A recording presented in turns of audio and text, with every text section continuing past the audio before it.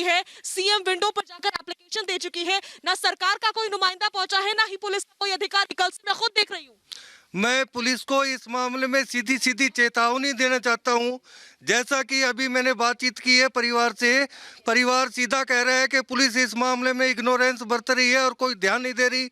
DSP Hansraj बार बार में इनको धमका रहे हैं। मैं उनको सीधी सीधी चेतावनी दे रहा हूं। इस प्रकार के जो केस हो रहे हैं इस क्षेत्र में, यदि पुलिस ने इन केसों को रोकने में नाकामयाब रही तो हम इनके साथ वही ईंट से ईंट बजा देंगे। और इनको चेतावनी देता हूं कि पूरे जिले में इस प्रकार का प्रदर्शन करेंगे, सारा काम करेंगे, इनको करना पड़ेगा। और हंसराज जी से मैं पुनः चेतावनी देना चाहता हूं, वो इनको धमकाना बंद करे और इसका ध्यान करे और जहां भी वो छुपा है उसको ढूंढ के लाए। लव जिहाद का ये मामला है सर, लव जिहाद का मामला है। लड़के ने बताया कि मैं हिंदू हूं। जब बाद में पता चला, जांच करने पहुंची परिवार और साथ ही साथ पुलिस की टीम, तो पता चला कि वो मुसलमान था। नाम बदलकर, धर्म बदलकर यहाँ पर काम कर रहा था। लव जिहाद के मामले बढ़ते जा रहे हैं पुलिस की इग्नोरेंस वजह। ये लोग योजनाबद्ध तरीके से पूरे देश में इस प्रकार से नाम बदल करके हिंदू लड़कियों को अपने जाल में फंसाते हैं और फंसा करके उनको अपने साथ ले जाते हैं। इस प्रकार के लव जिहाद के केस रोज रोज हमारे संज्ञान में आ रहे हैं और संज्ञान में आने के पश्चात परिषद पूरे प्रदेश में नहीं अपितु पूरे देश में इनका संज्ञान ले रही है, इनके ऊपर कर रही है। सर अब सरकार बड़े दावे कर रही है, सरकार प्रदेश में बेटी बचाओ बेटी पढ़ाओ का नारा देती है, लेकिन अभी तक नुमाइंदा नहीं आया है। कल से हम लोग यहाँ पर मौजूद है लगातार दिन और रात, लेकिन अभी तक ना सरकार का कोई नुमाइंदा आया, ना पुलिस का कोई। इस विषय में हम सरकार, हमारे अंतर्राष्ट्रीय सुरेंद्र जी, अंतर्राष्ट्रीय संयुक्त महामंत्री सुरेंद्र जी जैन के साथ हम मुख्यमंत्री से मिले थे और उनके सामने ये जो मेवात के जितने भी केस है ये संज्ञान में लाए थे और मुख्यमंत्री जी ने हमें आश्वासन दिया था कि इन पर अंकुश लगाएंगे। और अभी अनिल विज जी ने जो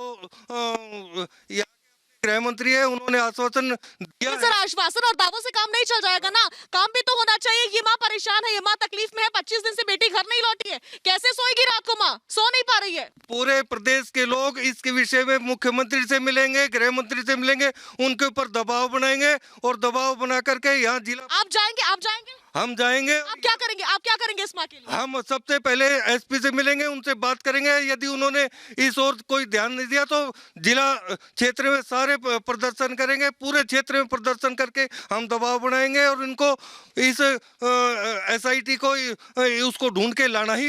आप बात करेंगे, अगर नहीं बात मानी जाती तो प्रदर्शन की चेतावनी? प्रदर्शन की चेतावनी, प्रदर्शन करेंगे और ईंट से ईंट बजा देंगे यदि इस प्रकार का उन्होंने व्यवहार किया तो। नहीं सुनी गई बात हमारे साथ हमारी सहयोगी अंजू लगातार बनी हुई है। अंजू, हम कल से इस वक्त लगातार यहाँ पर मौजूद है, लेकिन इस वक्त तक भी ना सरकार का कोई नुमाइंदा आया, ना पुलिस का कोई अधिकारी, ना।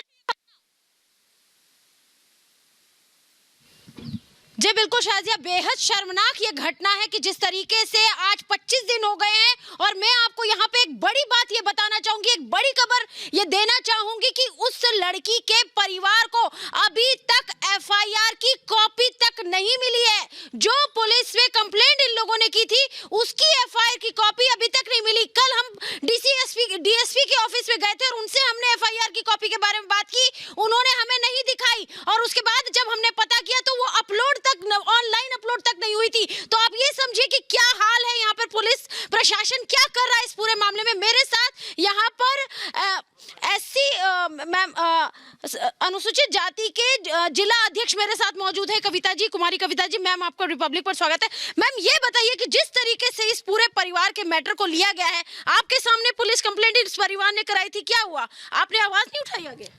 मैं कुमारी गीता और यहाँ से पूर्व जिला पार्षद भी हूँ और भारतीय जनता पार्टी में वर्तमान जिला अध्यक्ष अनुसूचित जाति मोर्चा रेवाड़ी से हूँ और मैं परिवार के साथ हूँ, इस गांव की बेटी भी हूँ। और जो गुनहगार है उनको नहीं पकड़ा जा रहा बिल्कुल भी। किसी के दर्द की इंतहा क्या होती है इस वक्त भला इस माँ से बेहतर और कौन जानता होगा। करीब 3 हफ्ते से ये माँ अपनी बेटी का इंतजार कर रही है। इसकी नाबालिग बेटी कहाँ है, किस हाल में है, बस यही सोचकर इसका मन भारी हो रहा है। इनका कहना है कि एक मुस्लिम युवक बरगलाकर इनकी बेटी को भगा ले गया। आप परेशान ना होइए। मैम मुझे बताइए पुलिस का क्या कुछ कहना है, पुलिस क्या कह रही है? पुलिस कह रही है हम 3 दिन का टाइम दो, 3 दिन में कुछ कार्रवाई करेंगे। अब तक कुछ भी ना करे पुलिस ने। घर वालों के मुताबिक उन्होंने पुलिस को भी बताया, लेकिन कोई कार्रवाई नहीं हुई। 11 अक्टूबर से आरोपी उनकी बेटी के साथ फरार है। अब हालात ये हैं कि 3 हफ्ते से ज्यादा वक्त बीत चुका है, लेकिन उनकी बेटी कहां है, किस हाल में है, उन्हें नहीं पता। यहाँ पे राठौड़ बता के अपना नाम बता रखा था, आईडी दे रखी थी उसने। झूठी जानकारी दी थी उसने। हाँ, उसकी कोई जानकारी कोई कुछ नहीं थी। ये भी हमने वहाँ जाके सब पता ही करे। मराठा कह के रह रहा था यहाँ पे। लड़की के परिजनों के मुताबिक पुलिस ने पहले मामले की सुनवाई नहीं की, लेकिन अब पुलिस का कहना है कि आरोपी लड़के की तलाश जारी है। जो भी परिवार ने हमारे को सूचना दी, हमने एफआईआर दर्ज की और उसकी तलाश शुरू की हमने। उस तलाश में हमने 2 टीमें गठित कर रखी है। एक टीम अपने हरियाणा में काम कर रही थी, एक हमें उसका कुछ बाहर पता लगा, दूसरी टीम वहाँ गई हुई है। हम उसको जल्द ही गिरफ्त में ले लेंगे। लव जिहाद के मामले बार बार सामने आते हैं। धोखे से लड़कियों को भगाया जाता है, जबरन धर्म परिवर्तन कराया जाता है और कई बार तो हत्या की बात भी सामने आई है। इसीलिए इस पर कड़े कानून की मांग लगातार उठ रही है।